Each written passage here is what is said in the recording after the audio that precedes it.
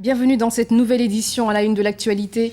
En République démocratique du Congo, l'opposition avance toujours en ordre dispersé pour l'élection présidentielle de novembre. Etienne Tshisekedi, désigné candidat par plusieurs partis de l'opposition, refuse toute alliance avec les deux grands autres partis. Sa réaction à suivre dans cette édition.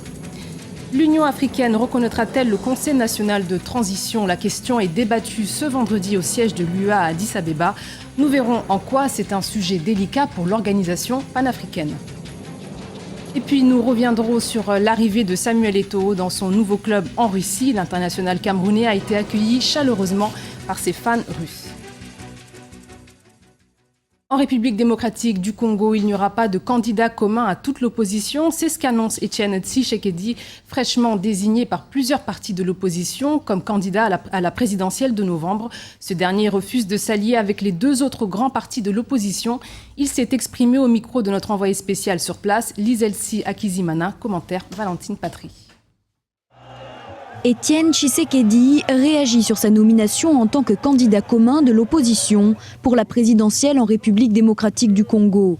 Mercredi, il a été investi officiellement par 24 partis d'opposition à Kinshasa. Le président de l'Union pour la démocratie et le progrès social a été choisi parmi 9 candidats, mais le principe d'une candidature unique ne fait pas l'unanimité. Le mouvement de libération du Congo et l'Union pour la nation congolaise, par exemple, n'ont pas participé à cette désignation. Etienne Tshisekedi affirme qu'il ne négociera pas avec eux sur cette candidature commune. Mais je crois que le débat est clos parce que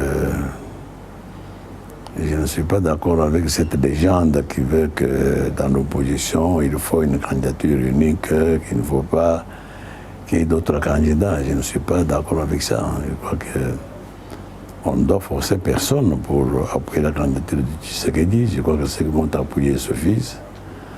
Pour ceux qui n'ont pas encore appuyé, ils ont le droit de présenter leur candidature en indépendant ou appuyé par des partis politiques. Etienne Tshisekedi n'a donc pas reçu l'aval de certains grands partis de l'opposition, mais il compte bien affronter l'actuel président Joseph Kabila lors de la prochaine élection présidentielle. Elle est prévue en République démocratique du Congo le 28 novembre.